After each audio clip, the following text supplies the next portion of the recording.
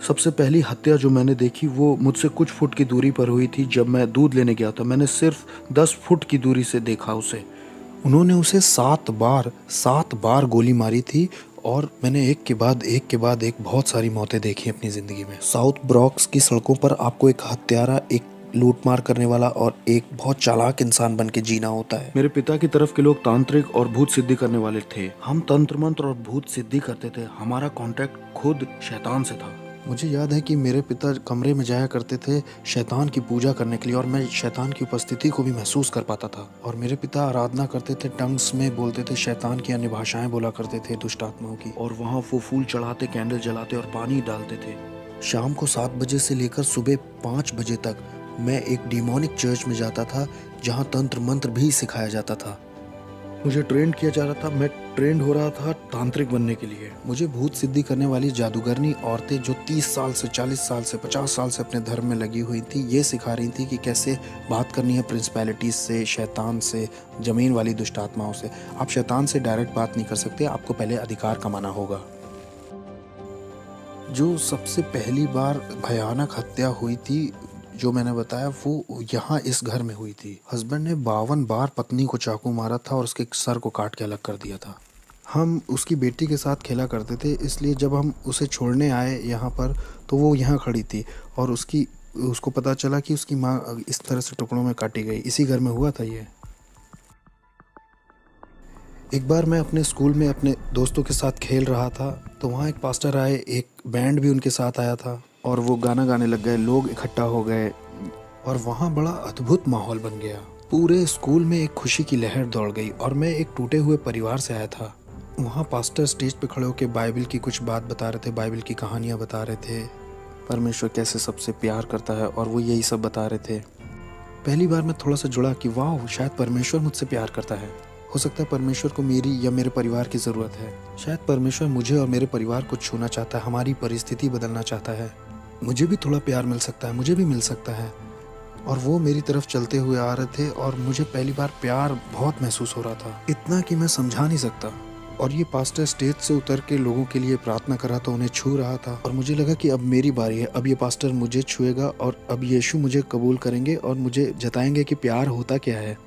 और ये पास्टर मेरे बगल से चले गए। उन्होंने मुझे कभी नहीं छुआ, उन्होंने मुझे बिल्कुल नहीं छुआ।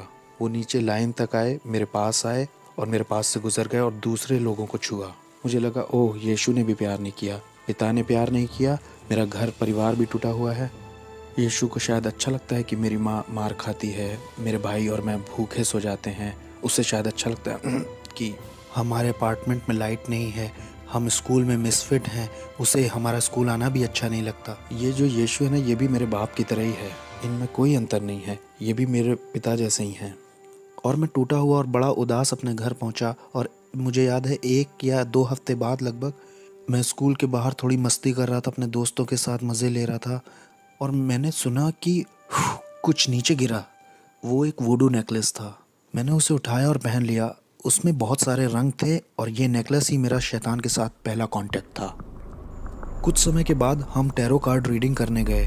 वहाँ मैं जब गया तो मैं लगभग 10 साल का था, मैं छोटा ही था।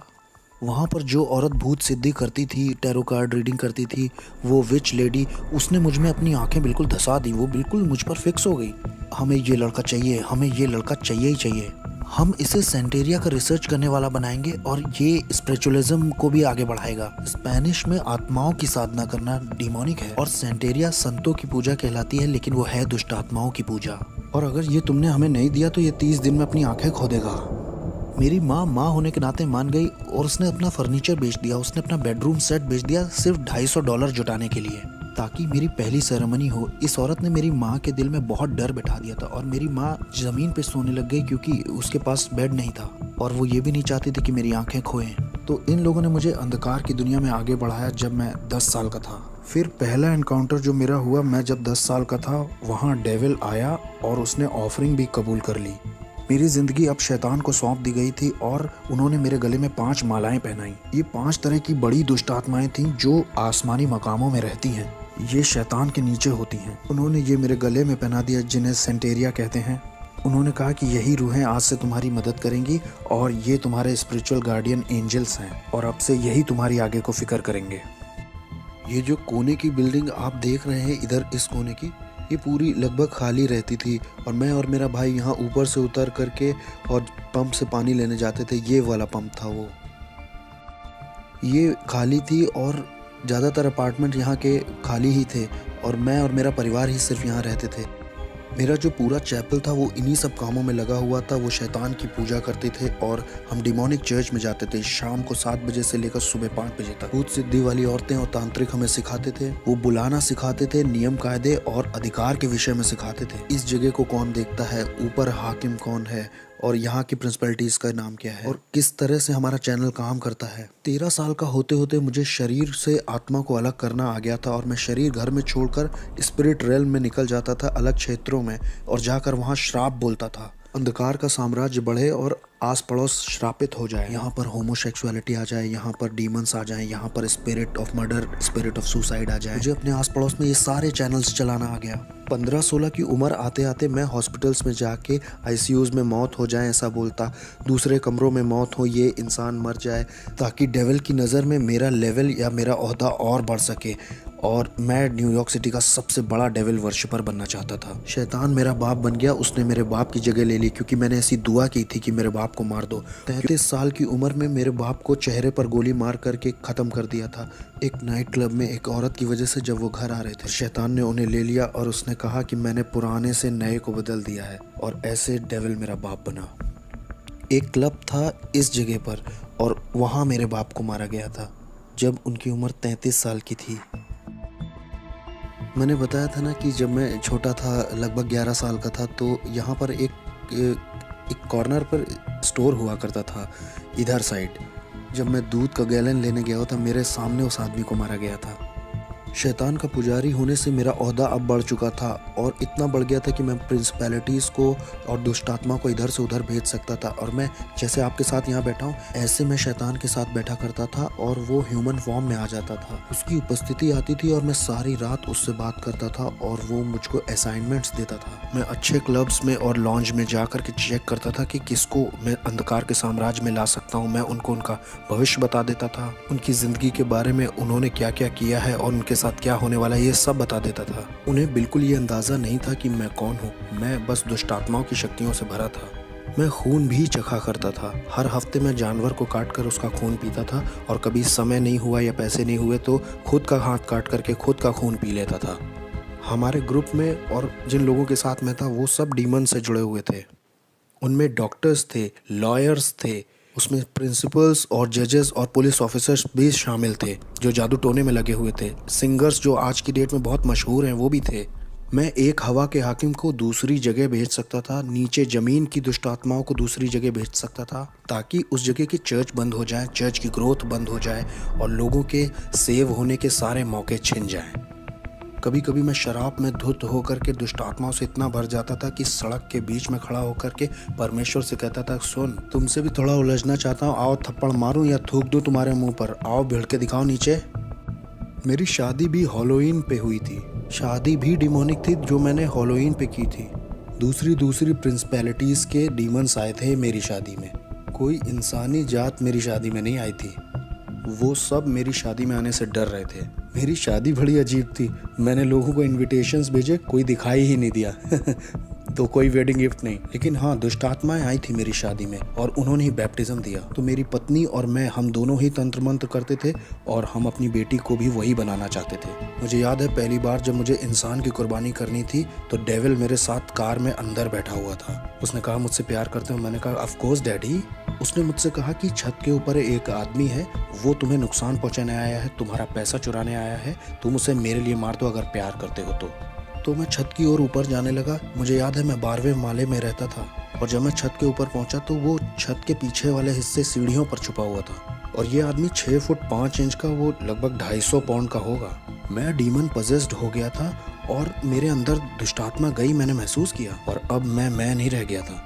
मैं उसे पकड़कर अपने अपार्टमेंट में ला के उसे चाकू मारना चाह रहा था क्योंकि मेरे पास एक कार्डोन पॉट था जो लगभग 100 पाउंड का होगा। उसमें 9 तरह के हथियार लगे थे जो 9 अलग तरह से इस्तेमाल किया जाता था। और जैसे ही मैं उसे पकड़ने चला और उसे अपार्टमेंट में खींचने वो बस मेरे हाथ से फिसल गया और गायब हो गया। वो नीचे स्टोरवे के पास कूद गया। वो ऐसा जैसे ओलंपिक के एथलीट कूदते हैं करके कूद गया। वो कूदा और गायब ही हो गया। मैं उसे पकड़ नहीं पाया तो मैं बहुत निराश हो गया। मैं अपनी पहली इंसानी कुर्बानी नहीं कर पाया। लोगों ने इसके ऊपर देखो कुछ लिख दिया है, लेकिन यहाँ पर एक डीमन है। ध्यान से देखो, ये वो डीमन है जो नर्क के दरवाजे की देखरेख करता है। इसी के बारे में मैं बता रहा था अपनी किताब में। वो सेंटेरिया वाली यही है, छोटा वाला दुष्ट आत्मा। ये वो दुष्ट आत्मा है जो हेटी को चलाती है। हेटी के ऊपर जो प्रिंसिपैलिटी है ना, वो यही है। और वहाँ पर जो वो वाला है ना, वो इस्लाम के ऊपर हाकिम है। अब यहाँ आगे आओ, ये देखो, लोगों को फंसाने के लिए द ट्रुथ। क्या हंसी आ रही है? सच, ये तुम्हें आज़ाद करेगा। ये देखो, ये भी ऊपर लगाया है ताकि लोगों को लगे कि ये भी इसी का हिस्सा है, मतलब ये इसका हिस्सा है। ये जगह कौन सी है? इस जगह को बोटानिका कहते हैं। ब्रॉन्क्स में जो लोग रहते हैं वो अगर जादू टोना तंत्र मंत्र करना चाहते हैं तो यहीं से सामान खरीद के ले जाते हैं, दूसरों को परेशान करने के लिए या मारने के लिए। आओ, हम अंदर चल सकते हैं। अगर मैंने कह दिया आप 30 दिन में मरने वाले हो तो 30 दिन में तुम मर जाओगे, तैयारी कर लो। मुझे बिल्कुल परवाह नहीं कि आप कहाँ काम करते हो, आप किसे जानते हो। आई डोंट केयर कि आप अपने आप को क्या बुलाते हो। आप कहो आप कैथलिक हो, आप क्रिश्चियन हो, आप एक बिलीवर हो। मैं आपको मार सकता था जब तक आपका यीशु से जीवित संबंध ना हो। मेरी बिल्डिंग के नीचे एक औरत रहती थी। वो एक दिन ऊपर आके बोली कि मेरा पति मुझसे धोखा कर रहा है। वो जिस औरत के साथ धोखा कर रहा है उसे मार दो तुम जादू टोना करके, मैं कितना पैसा दूं।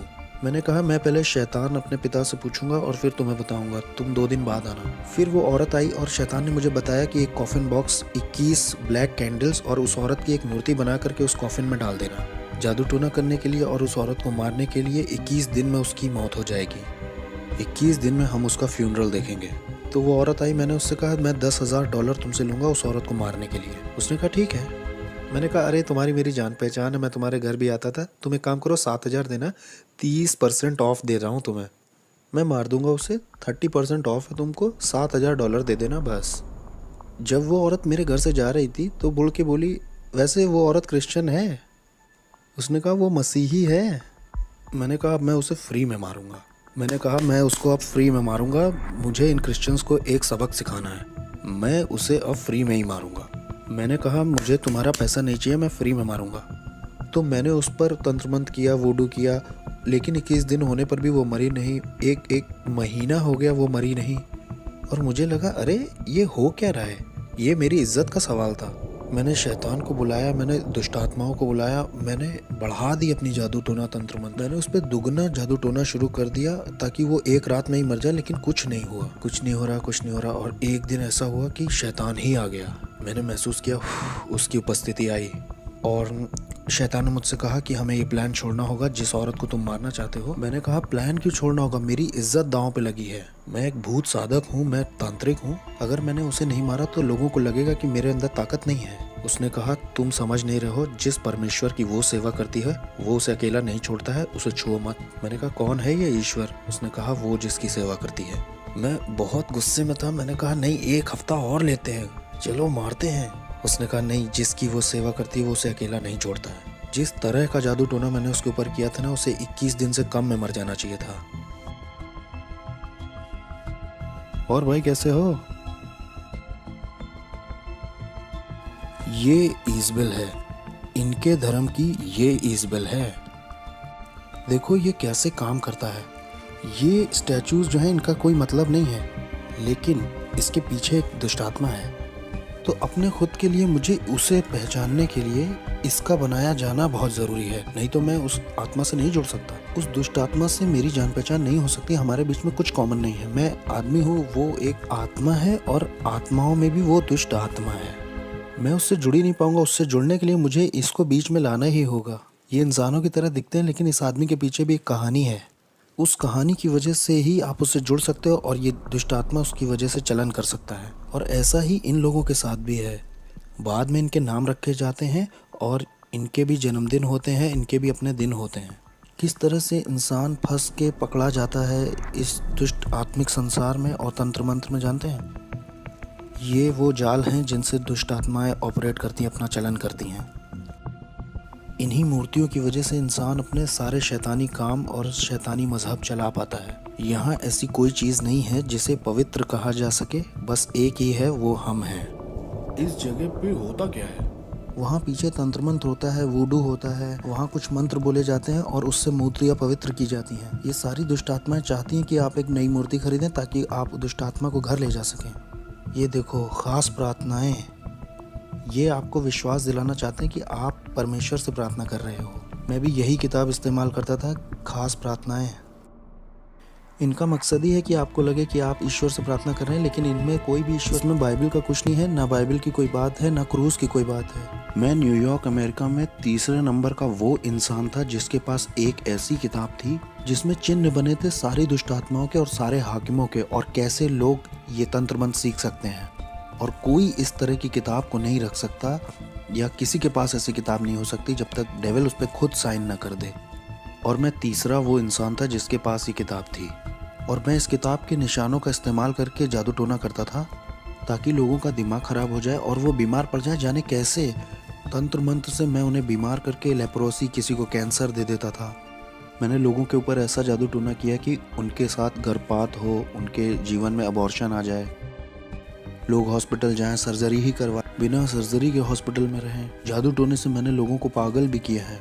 मैंने जादू टोना करके लोगों के ऊपर दुष्ट आत्माएं भेजी, बाइपोला की, सिजोफ्रेनिया की और भयानक बीमारी और सुसाइड की स्पिरिट। मैं रात भर बैठकर शैतान से घंटों बात किया करता था, जब क्रिश्चियंस यहाँ चर्च भी 1 घंटे के लिए नहीं जाते।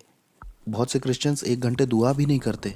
आत्मिक संसार ज़्यादा रियल है इस संसार से जो दिखता है, और हमने इसे महसूस किया था कि जो कुछ यीशु में ढका हुआ नहीं है उसे बहुत आसानी से टारगेट बना सकते हैं गिराने के लिए। जैसे नास्तिक लोगों को आराम से मार सकते हैं हम। यहोवा विटनेस वाले लोग आसानी से मारे जा सकते हैं, मोर्मोन्स भी आसानी से मारे जा सकते हैं, और ऐसे लोग भी जो कहते हैं शैतान होता ही नहीं है, वो भी बहुत आसानी से मारे जा सकते हैं, क्योंकि वो आत्मिक सहायता कभी मांगेंगे ही नहीं। मुझे याद है कि एक बार हमारे पड़ोस में निकी क्रूस का ग्रुप आया हुआ था, वो उसको ट्रूस बुलाते थे। वो चलते चलते वर्शिप करते हैं, फिर वचन का प्रचार करते हैं, फिर कहीं और निकल जाते हैं और वही करते हैं। और मैं इनके पीछे कुछ इस तरह से लगा कि इन्हें पीछे कर दूं, इन्हें कुचल दूं। और ये जवान बच्चे थे, कोई 18, कोई 19, कोई 20, कोई 16 ऐसे थे। और मैंने कहा कि ये मेरे पड़ोस में कैसे ये गंदे गाने, ये कूड़ा मेरे बगल में बजा सकते हैं, जिसे आज हम आराधना कहते हैं। ये गंदे गाने थे मेरे लिए। अब मैं इनके पीछे पड़ के इन्हें बर्बाद कर दूंगा। जब मैं वहाँ ऊपर गया तो जहाँ मतलब वो लोग थे, वहाँ एक आँख की दीवार थी जिससे मैं उन्हें छू नहीं पा रहा था और ना उसके पार जा पा रहा था। किसी चीज़ ने मुझे रोका। जितनी बार भी मैंने आत्मिक शक्तियों को बोला जाओ, तो वो नहीं जा पाई, वो रुकती रही, और मैं कभी भी उन बच्चों को छू नहीं पाया। मैंने कहा कुछ तो सही नहीं है, कुछ तो ऐसा है जो सही से नहीं हो रहा। फिर मैं वहाँ से निकल गया। मैंने कहा अब मैं इनके साथ नहीं लगूंगा, इन्हें अकेला छोड़ देता हूँ। ठीक है, ये पहला राउंड जीत गए। तो क्या इस वक्त आत्माएं हमें देख रही हाँ, हैं? वो हमें देख तो रही हैं। हाँ, वो देख रही हैं। तो हम सुरक्षित हैं? हम सुरक्षित हैं? हाँ, हम सुरक्षित हैं। हम यीशु के लहू में ढके हुए हैं। यीशु के खून जैसा कुछ भी नहीं है। हमें वो हमें छू नहीं सकते। हमारे पास सुरक्षा का बाड़ा है। हमारे चारों ओर सुरक्षा का बाड़ा है भाई। हम यहाँ आ सकते हैं और हम यहाँ की दुष्ट आत्माओं के पीछे भी पड़ सकते हैं, और हम इस जमीन को यीशु के नाम से श्राप भी दे सकते हैं, और शैतान हमारा कुछ कर भी नहीं सकता। मेरे पास बहुत पैसा था, बहुत बढ़िया कारें, बहुत सुंदर लड़कियाँ थीं। मेरे पास दुनिया का सब कुछ था। मेरे पड़ोसी मुझसे डरे हुए थे, क्योंकि जो मैं था, वो कहते थे तुम इससे उलझोगे तो तुम्हारे घर के लोग मरेंगे। तुम इससे उलझे तो ये बंदूक नहीं चलाएगा, ये सोते में मार देगा सबको। मेरे बाप शैतान ने मुझे बहुत बढ़िया चीज़ें दी थी, ऐसी ताकत दी थी कि लोग मुझसे डरते थे, जैसी मैं सोच भी नहीं सकता। यहाँ तक कि पुलिस भी मुझसे डरती थी, मेरे पड़ोस की सिक्योरिटी भी डरती थी। लोगों को ये मालूम था कि ये शैतान का बच्चा है, ऐसा कहते थे लोग। मैंने कई क्रिश्चियंस को घुटने पिला दिया, दुआ के लिए नहीं, क्योंकि उनमें ताकत ही नहीं थी। इसलिए नहीं कि आपका परमेश्वर ताकतवर नहीं था, मुझे गलत मत समझिए। परमेश्वर तो ताकतवर था, लेकिन बर्तन कमज़ोर था। बर्तन का कोई प्रार्थना का जीवन नहीं, ना कोई उपवास का जीवन, और ना परमेश्वर से इसका संबंध सही है। ये व्यक्ति भक्त जैसा बस बाहर से दिख रहा है, लेकिन कोई शक्ति नहीं है। ये व्यक्ति कमज़ोर है और इसके जीवन में कुछ हो भी नहीं रहा है। इसके पास बाइबल भी है, इसके पास कपड़े भी सही हैं, इसके वस्त्र सही हैं, लेकिन इसका कोई जुड़ाव नहीं है यीशु के साथ, क्योंकि ये उसकी इच्छा से बाहर है, उसकी प्रतिज्ञाओं से बाहर है और इसके डिवाइन पर्पस से भी बाहर है। इसलिए मेरा उस पर अधिकार है, मैं उसको गुलाम की तरह बना लूँगा, मैं उसे तोड़ दूंगा, उसके साथ तंत्र मंत्र करूँगा, मैं करता जाऊँगा एक मसीही से दूसरे मसीह, एक चर्च दूसरा चर्च, कई सारे। मैं हर वो चीज़ गिराता जाता जो यीशु के क्रूस को दिखाती थी।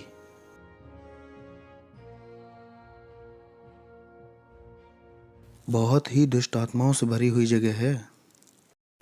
तो इस जगह का बहुत असर होगा ना आस पड़ोस पर। हाँ और क्या, ये जो पूरा एरिया है ना, ये इसी की वजह से लॉक्ड है। ये शैतान का गढ़ है, हम शैतान के गढ़ में गए थे। इस गढ़ का पूरा बाजार नरक से था। सोचिए, ये जाते हैं $100-200 लेकर के ये सब खरीदने के लिए, और इससे उन्हीं का नुकसान होता है, इससे दूसरों का, गरीबों का भला हो सकता है। इससे उन्हें लगता है कि उनकी ज़िंदगी और अच्छी हो जाएगी, उनकी ज़िंदगी और बेहतर बन सकती है। इससे वो सोचते हैं कि उनकी उन्नति होगी, उनके शाप, उनकी पीढ़ियों के शाप टूटेंगे। ये मोमबत्तियाँ, ये वुडू खरीदने से इन्हें लगता होगा, लेकिन परमेश्वर कहता है कि ये तुम्हें फ्री में दे रहा हूँ मैं, बस अपनी ज़िंदगी मुझे दे दो और मैं तुम्हें आज़ाद करूँगा। लेकिन ये इन्हें नहीं चाहिए, ये उनके लिए बहुत मुश्किल है, ये तो इनके लिए बहुत कॉम्प्लिकेटेड है। लोग इस तरह की जगह में आते हैं, $200 भी खराब करते हैं और ज़िंदगी सोचते हैं अच्छी हो जाएगी और बहुतायत से भर जाएगी। हेटी के ऊपर जो दुष्ट आत्मा है, उससे मेरा कांटेक्ट था, उसका नाम है कैंडेलो, उससे मेरा संपर्क था। और मियामी के दुष्ट आत्माओं से भी संपर्क था, अफ्रीका की दुष्ट आत्माओं से भी था, न्यूयॉर्क के ऊपर जो हवा के हाकिम है उनसे भी था, कुछ और भी थी जो दुनिया भर में जाना चाहती हैं। यहाँ पे एक सड़क है, वहाँ दूसरी दुष्ट आत्माएं हैं, हाकिम हैं। 42 नंबर की सड़क पर जो दुष्ट आत्मा है वो यहाँ आना चाहती थी। मैं ये कहूँगा कि मुझ में विवेक नहीं था। मैंने अपने भाई के ऊपर, सगे भाई के ऊपर जादू टोना तंत्र मंत्र करके उसे 5 साल की जेल करा दी। अपना खुद फ्लैश एंड ब्लड था, मेरा खुद का भाई, तंत्र मंत्र से 5 साल के लिए अंदर हो गया वो। मेरा एक और भाई था, एक बार वो मेरे घर आया था बड़े एटीट्यूड में, तो डीमन उसके ऊपर कूद गया। वो मेरे घर से ऐसे भागा, उसका पेट दर्द बहुत बढ़ गया था। मेरी माँ भी इस बात की गवाही दे सकती है। मैंने अपने शरीर के साथ बहुत सारे रीति रिवाज किए थे, इतने सारे संस्कारों से गुजरा था मैं। लास्ट वाले में मैंने अपनी आत्मा शैतान को सौंप दी थी। एक सेरेमनी में मैंने गन पाउडर और जानवर का खून पिया था, जिसे सैंसी कहते हैं। सैंसी हेशे और फ्रेंच की सेरेमनी है। ये एक दुष्ट आत्मा के साथ का संस्कार है, जिससे मैं किसी के घर जाके कुछ खाता हूँ तो वो उसमें जादू टोना नहीं कर पाएंगे, कुछ इस तरह की। और जो आप जानते हैं वो सब मैंने किया था। मैं जिस दुष्ट आत्मा वाले चर्च में जाता था, वहाँ एक सीक्रेट मीटिंग होती थी हर साल। हर एक बड़ा जादू टोना, तंत्र मंत्र, वॉलॉक, विचेस उसमें आते थे। वहाँ ये फैसला लिया जाता था कौन सा हाकिम किस जगह के क्षेत्र पर राज्य करेगा। हम कलीसिया से ज़्यादा संगठित यानी ऑर्गेनाइज्ड थे। अंधेरे का जो साम्राज्य है वो यीशु मसीह की कलीसिया से ज़्यादा ऑर्गेनाइज्ड है। हमें पता था सेरेमनीज कैसे करनी है। अगले साल की तैयारी इस साल के ख़त्म होने से पहले ही हो जाती थी। यहाँ क्रिश्चियंस 1 घंटे के लिए प्रार्थना नहीं करना चाहते हैं। यहाँ क्रिश्चियंस का लगातार वाला रिश्ता नहीं है चर्च में परमेश्वर के साथ। मैंने 1 साल का रेस्ट भी लेना चाहा और शैतान ने 1 साल के लिए मेरी आंखों की रोशनी ले ली। मैं 1 साल तक पूरी तरह से अंधा था, इसका सर्टिफिकेट भी है मेरे पास। मैं पूरी तरह से अंधा था। वो लोग मेरी यहाँ तक तैयारी करा रहे थे कि एक देखने वाला कुत्ता ले लो और वो जो स्टिक लेके चलते हैं ना, आपने देखा होगा वो। मेरी माँ ने 1 साल मेरा ध्यान रखा। मेरी आंखें पूरी तरह से अंधेरी हो गई थी। एक बादल जैसा धुआं मेरी आंखों के ऊपर आ गया था। मैं पूरी तरह से अंधा था। और जब मैंने शैतान को अपनी ज़िंदगी वापस दे दी तो 7 सर्जरीज के बाद मेरी शैतान ने आंखें लौटा दी और फिर मैं दोबारा देख पाया। और ये मेरी सज़ा थी जो शैतान ने दी कि 1 साल की छुट्टी मुझे चाहिए थी। मैं 1 साल की छुट्टी लेना चाहता था। शैतान ने कहा अच्छा छुट्टी चाहिए, ये लो, और उसने मेरी आंखें ले ली। और इस तरह की दुनिया का था मैं कि आप शैतान से पंगा लोगे तो शैतान आपको या आपके परिवार के लोगों को मारेगा। एक तरह का डर आपको हमेशा रहेगा कि आप ये धर्म छोड़ नहीं सकते। सेंटेरिया, पोलोनियम्बे, स्पिरिचुअलिज्म, ये धर्म छूटेगा नहीं।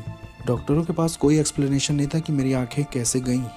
जबकि मैं कहूँ क्रिश्चियंस, मसीही जब गलत करते हैं या उनसे बुरा हो जाता है तो उनके घर में जो कुछ दिखाई देता है वो है दया और अनुग्रह। लेकिन अगर आप शैतान को कुछ ऐसा दिखाते हो तो शैतान को पसंद नहीं आया तो आपको या आपके परिवार को मारता है। मुझे याद है एक बार एक औरत को शैतान ने कहा इस आदमी से मत मिलना। उसने परवाह नहीं की क्योंकि वो उससे प्यार करती थी। इसलिए शैतान ने एक दुष्ट आत्मा एक ऐसे इंसान के अंदर भेजी जो सड़क पर रहता था। उसने हथौड़े से उस औरत के सिर पर 17 बार वार करके मार दिया।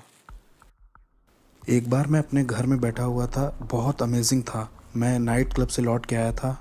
मैं टीवी पर जेरी स्प्रिंगर नाम का एक शो देख रहा था। वो बड़ा अजीब सा शो है, लोग उसमें एक दूसरे को मारते हैं और मुझे उसमें बड़ा मज़ा आता था। मज़े लेके मैं उसे देख रहा था, हंस रहा था और मैंने एक आवाज़ सुनी, बेटे मैं जल्दी आ रहा हूँ, तुम अपनी ज़िंदगी से क्या करोगे। एक सुनने वाली आवाज़ बहुत शार्प उस कमरे से आई थी। हर एक दुष्ट आत्मा का पता था, हर एक हाकिम के प्रिंसिपैलिटीज़ का मार्क मेरे पास था, ज़मीन की दुष्ट आत्माओं का भी और शैतान का, इज़बेल का। मैं हर एक के नाम बता सकता हूँ जिनके नाम आप भी नहीं जानते होंगे। मैं उनको नाम से जानता था, लेकिन ये आवाज़ उन सब आवाज़ों से बहुत अलग थी। वो आवाज़ जाने कहाँ से आई थी, वो हवा से आई थी वो आवाज़। मैं एक तरह के सदमे में आ गया और फिर मैंने एक तरह का दर्शन पाया अपने अपार्टमेंट के दूसरी तरफ। मैंने देखा कि पूरे आसमान में आग है और नीचे के जो लोग हैं वो उससे बचने के लिए इधर उधर दौड़ रहे हैं कि कोई जगह मिल जाए शायद। मैंने कहा ये कैसा दर्शन, मैंने उसे छोड़ दिया। और फिर मुझे याद है जब मैं सोने गया, बहुत गहरी नींद थी और मैंने एक टी शर्ट मुंह पे डाली, मैं सो गया और मैंने देखा कि मैं एक ट्रेन में हूँ, उसमें बहुत सारे लोग हैं। मैं कुछ समझ ही नहीं पा रहा था मैं ट्रेन में क्या कर रहा हूँ। ये ट्रेन इतनी तेज़ चल रही थी कि आप समझ नहीं सकते। मैं पृथ्वी पर इतनी तेज़ किसी चीज़ में नहीं चढ़ा और ये ट्रेन नर्क में आ गई। यीशु मसीह मुझे नर्क ले आए और जब मैं नर्क में पहुंचा तो वो ट्रेन दरवाजे से बहुत कस के लड़ गई। एक इतनी तेज़ आवाज़ हुई कि सब खुल गया और बहुत गर्मी बाहर आ रही थी, न जाने कहाँ से। वहाँ सांस लेने में भी बहुत दिक्कत हो रही थी। मैं ट्रेन से जैसे बाहर आया तो उसमें जो लोग थे उनके चेहरे नहीं दिख रहे थे, लेकिन उनके चेहरे पर डर दिखाई दे रहा था। वो डर आप महसूस कर सकते थे। ये डर इस बात का था कि आप वहाँ से कभी बाहर नहीं निकलेंगे और ये जगह पूरी भरी हुई थी। और मैंने कहा मैं यहाँ के लिए नहीं बना हूँ, मैं यहाँ नहीं मर सकता ना, मुझे यहाँ नहीं मरना, ये मेरे लिए नहीं है। मैं यहाँ के लिए पैदा नहीं हुआ हूँ, मैं अपने आप से ही बातें कर रहा, मैं यहाँ नहीं रहने वाला। इसलिए मैं एक कोई सुरंग ढूंढने लगा जहाँ से मैं निकल सकूँ। तो मैं सुरंग ढूंढने के लिए आगे गया, या कोई खिड़की ढूंढने, या कोई हो सकता है वहाँ कोई जगह दिख जाए जहाँ से मैं बाहर आ सकूँ और मैं अपनी रियलिटी में लौट सकूँ। लेकिन वहाँ कोई गैप नहीं था। मुझे याद है वहाँ जितना मैं आगे उस सुरंग में जा रहा था उतना ज़्यादा मुझे डर घेर रहा था और मुझे लोगों की तकलीफ़ें सुनाई दे रही थी, आवाज़ें। वहाँ अंधेरा और डर ओढ़ लेता है जैसे कोई कपड़ा पहन लिया हो, वो आपको लपेट जैसा लेता है। वहाँ आपका कोई बस नहीं चलता है, कुछ जकड़ जैसा लेता है, वो आपको जाने नहीं देता। यहाँ तक कि मैं अपना हाथ भी नहीं देख पा रहा था। वो एक पर्दे की तरह था, जैसे आप किसी बच्चे के कुएं या जानवर के कुएं में गए हैं। ये कुएं जैसा नहीं था, मैं समझा नहीं पाऊंगा इसे। और इसमें से बहुत गर्मी और बदबू बाहर रही थी, ऐसा जैसे न्यूयॉर्क सिटी के गटर खुल गए हों। वहाँ वो बहुत अजीब सा, बहुत अजीब। और जब मैं आगे गया तो वहाँ मुझे याद है आगे शैतान मिला। उसने कहा मैं तुम्हारा बाप था। वो डिमोनिक टंग्स में बोल रहा था कि मैं तुम्हारा बाप था, मैंने तुम्हें सब कुछ दिया जो चाहिए था, मैंने तुम्हारी केयर की, मैंने तुम्हें आशीष दी, मैंने तुम्हें प्रोटेक्शन दी, मैंने तुम्हारे लिए लोगों को मारा है, तुम्हारे लिए सब कुछ किया, तुम्हें पावर दी, तुम्हें तुम्हारा नाम बनाया इस साम्राज्य में। जो तुम्हारे विरोध में उठे उन्हें मार दिया, क्योंकि मैं तुम्हारा इस्तेमाल करने वाला था अपने राज्य को लाने के लिए पृथ्वी पर। और तुम मुझे छोड़ना चाहते हो, मुझसे धोखा करना चाहते हो। और ये सब डिमोनिक टंग्स में हो रही थी और मैं भी उससे दुष्टात्माओं की अन्य भाषा में बराबर बोल रहा था। मैंने कहा नहीं, मैं छोड़ूंगा नहीं, मैं बस कंफ्यूज हूँ, मुझे समझ नहीं आ रहा हो क्या रहा है। उसने कहा नहीं, मुझे मालूम है तुम क्या करोगे, तुम मेरे धर्म को एक्सपोज करोगे कि मैं कौन हूँ और मेरे आत्मिक संसार में कैसे काम करता हूँ। मैंने तुम्हें वो चीजें बताई हैं जो किसी को नहीं बताई, क्योंकि मैं तुम पे भरोसा करता था कि तुम मेरे राज्य को आगे बढ़ाओगे, क्योंकि मैं और तुम्हारा इस्तेमाल करना चाहता था बड़े पैमाने पर। और कंफ्यूज होकर उसने मेरी गर्दन पकड़नी चाहिए और जैसे ही मुझे मारने के लिए उसने गर्दन पकड़नी चाहिए, एक क्रॉस मेरे हाथ में यीशु मसीह का आया। और न जाने 3-4 क्रॉस कैसे नर्क में आ गए जब मैंने ब्लू शॉर्ट्स और टी शर्ट पहन रखी थी। और जैसे ही मैंने वो क्रूस उसके ऊपर छुआया, वो ऐसे पिघल गया जैसे वो कोई बच्चा हो। वो एक बच्चे की तरह जमीन पर गिर पड़ा और उसमें कोई ताकत नहीं थी। और फिर मैंने उस मौके का फ़ायदा उठा करके भागना शुरू किया उस तरफ जिधर दरवाज़ा लग रहा था मुझे, या शायद वहाँ कोई मुझे दरवाज़ा दिखाई दे जाए। जो मेरी उम्मीद थी, वहाँ आशा जो थी वो ऐसी थी जैसे वहाँ किसी तरह की कोई आशा ही ना हो। वहाँ कभी ऐसा नहीं लगता कि आप बाहर आ पाएंगे। बस बस यही आपका द एंड है। जिस डर ने उस वक्त मुझे पकड़ रखा था वो डर मैं समझा नहीं पाऊंगा, ऐसा डर मुझे कभी नहीं लगा। मैंने उस तरह की निराशा कभी महसूस ही नहीं की थी। ये बिल्कुल स्वर्ग का ऑपोजिट था। वो खुशी और आनंद का ऑपोजिट था, शांति का ऑपोजिट था, जीवन और उजियाले का ऑपोजिट था। ये जगह तो अंधकार और तड़प की जगह थी। अगर अगर मैं यहाँ रहता हूँ तो मेरे परिवार मुझे कभी नहीं ढूंढ पाएगा कि मैं यहाँ हूँ। मेरी पत्नी, मेरी बेटी मुझे कैसे ढूंढ पाएंगे, कैसे देख पाएंगे। अब जब मैं उस सुरंग के और गहरे में जा रहा था, ये सोचते हुए कि वहाँ शायद कोई दरवाज़ा हो या किसी तरह की कोई दरार वहाँ हो, वहाँ शैतान फिर से दिखाई दिया और उसने कहा कि मैं तुम्हें मार दूंगा। अब समर्पण के समय में मैंने तुम्हारे शरीर पर कुछ दुष्ट आत्माओं की भाषा में निशान बनवाए थे जो मेरे कॉन्ट्रैक्ट हैं, इससे मैं तुम्हें मार दूंगा। उसने कहा, अरे बेवकूफ, ये मेरे निशान है, ये इस बात के निशान है कि मैं तुम्हारा मालिक हूँ, मैं तुम्हारा मालिक हूँ, कोई और तुम्हारा मालिक नहीं है, मैं हूँ। या तो तुम मेरे लिए जियोगे या तो मरोगे। और फिर जैसे ही उसने अपने हाथ बढ़ाए मुझे दोबारा पकड़ने के लिए, मैंने तो सोचा मेरी कहानी खत्म। अब वो मुझे दूसरी बार पकड़ने आया है।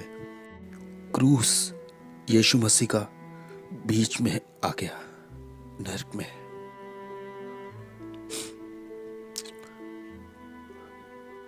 कोई प्यार नहीं है क्रूस से बढ़ के जो मेरे जैसे पापी के लिए आए नरक में। दाऊद कहता है कि अगर मैं अपना बिछौना अधोलोक में भी बिछाऊं तो उसे पता है। अनुग्रह और सच्चाई नरक में दिखाई दी। अनुग्रह और सच्चाई को मेरे बारे में पता था। अनुग्रह और सच्चाई की मेरी जिंदगी में एक योजना थी।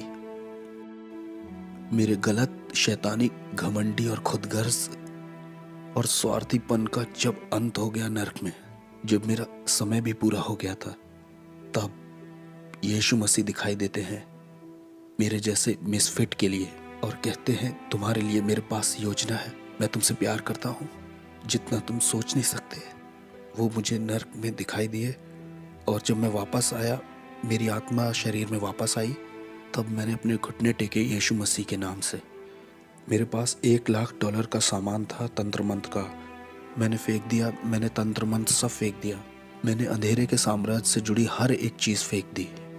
हेटी के लोग और क्यूबा के लोग और मियामी, न्यूयॉर्क के लोगों ने सोचा कि इसे मार दें क्योंकि ये बहुत जानता है, क्योंकि इसे बहुत कुछ पता है, इसलिए इसे मारना चाहिए। हमें इसे मारना ही होगा क्योंकि ये बहुत कुछ जानता है। ये अब हम में से एक नहीं रहा, इससे मारना तो जरूर है। वो आए मुझे मारने के लिए, उन्होंने अपनी तरफ से कोई कसर नहीं छोड़ी। मैं दिन में सोने लगा था क्योंकि दिन और रात दुष्ट आत्माएं आती थी और मुझे बहुत टॉर्मेंट करती थी, बहुत सताती थी। ये सब 30 दिन तक चलता रहा। 30 दिन तक वो मेरे गले को पकड़ते थे, वो मेरे बिस्तर को मुझे उठा के फेंक देते थे। मैं बिस्तर पर लेटे महसूस करता कोई मेरे बगल में लेटा हुआ है, बर्फ के जैसा कोई ठंडा, और जैसे मैं मुड़ के देखता तो मैंने डेविल को खुद देखा वहाँ लेटे हुए। ये सब चलता रहा 30 दिन तक, एक के बाद एक। मुझे सताया जा रहा था, टॉर्चर किया जा रहा था, पागल करने की कोशिश की जा रही थी। मेरे शरीर से मेरी आत्मा खींचने की कोशिश की जा रही थी। मैं रात में ऐसे डरता था जैसे रात में कभी नहीं डरा। 30 दिन तक मैं चिल्लाता रहा और मुझे प्रार्थना करना भी नहीं आता था, सिर्फ बोलता था जीसस जीसस जीसस। प्रार्थना आती नहीं थी तो वो बहन तो इस तरह से चर्च में प्रार्थना करती है, लो वो भाई ऐसे प्रार्थना करता है। मैं सारी दुआओं को मिला जुला के करता था ताकि मैं अपनी ज़िंदगी के लिए लड़ सकूं। और एक दिन ऐसा हुआ कि मैं चर्च में आराधना कर रहा था और मेरे दिमाग में सवाल चल रहे थे कि क्यों तूने मेरे साथ ये सब होने दिया प्रभु। और उस दिन मैंने ये आवाज़ सुनी कि मैं देखना चाहता था कि तुम मुझसे कितना प्यार करते हो। और उसने कहा, मैं देखना चाहता था तुम कितना भरोसा करते हो मुझ पे। और उस दिन के बाद से शैतान कभी आगे को मेरे पीछे नहीं पड़ा। मैं यीशु के लिए एक इवेंजलिस्ट बन गया। तब से लेकर आज तक 14 साल हो गए हैं प्रभु की सेवा करते करते, और मैं इस चीज़ को किसी भी चीज़ से सौदा नहीं करूँगा। और मुझे पता है हालेलुया नाम की सड़क पर जॉन रिमेरेस का एक बड़ा बंगला है। एक दिन वो कहेगा, तेरा स्वागत है विश्वास योग्य दास। जिसके कान हो वो सुन ले और जिसकी आंखें हो वो देख ले।